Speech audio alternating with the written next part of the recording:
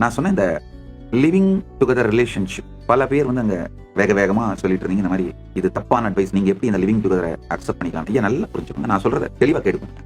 வேத பாரம்பரியம் அடிப்படையா என்ன சொல்லுதுன்னா, குருவன் நேவேக கர்மாணி ஜிஜீவிஷே சதக்கும் சமாஹ ஏவம் துவயினான்ய ஏதோஸ்தின கர்மலிப்பதேனரே ஈசாவாஸ்ய உபனிஷத் சொல்ற சத்தியம். கொஞ்சம் தயவு செஞ்சு புரிஞ்சுக்கோங்க.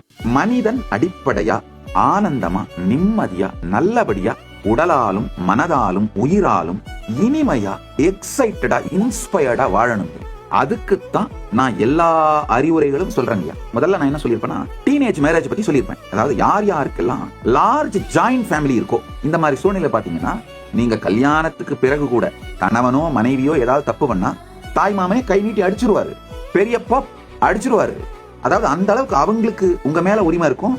அதே மாதிரி உங்களுக்கு ஏதாவது ஒரு பிரச்சனைனா, ஏதோ ஒரு மெடிக்கல் எமர்ஜென்சி இல்ல ஒரு விபத்து ஆக்சிடென்ட்னா, சுத்தி இருக்கிற சொந்தக்காரங்க அத்தனை பேரும் பணம் எங்க இருந்து வருது, பணம் எங்க, அதெல்லாம் தேடாம கையில கால இருக்கிறத வித்து உடனே ஹாஸ்பிட்டல் கட்டி உங்களை பாத்துப்பாங்க.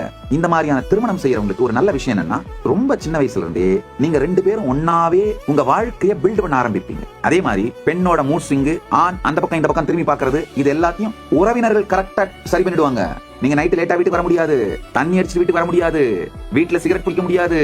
சோ உங்களை அறியாமலேயே உங்களை இனிமையான டிசிப்ளின்ல வச்சிருக்கோம். இன்றைய காலகட்டத்தில் 90% பேர் அந்த மாதிரியான ஆம்பியன்ஸும் உறவுகளையும் இழந்து விட்டோம்.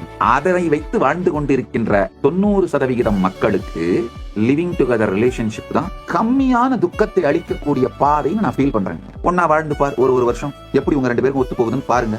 பெட்டர் அட்லீஸ்ட் லிவிங் டுகெதர்ல வாழ்ந்து பாத்தீங்கன்னா திருமணத்துக்கு முன்னாடியே புரிஞ்சிரும். என்ன பொறுத்த வரைக்கும் திருமணம்னு ஒண்ணு நடந்து பிரிந்தீர்களானால் வலி வந்து ரொம்ப அதிகமா இருக்கும். 90% இருக்கும்.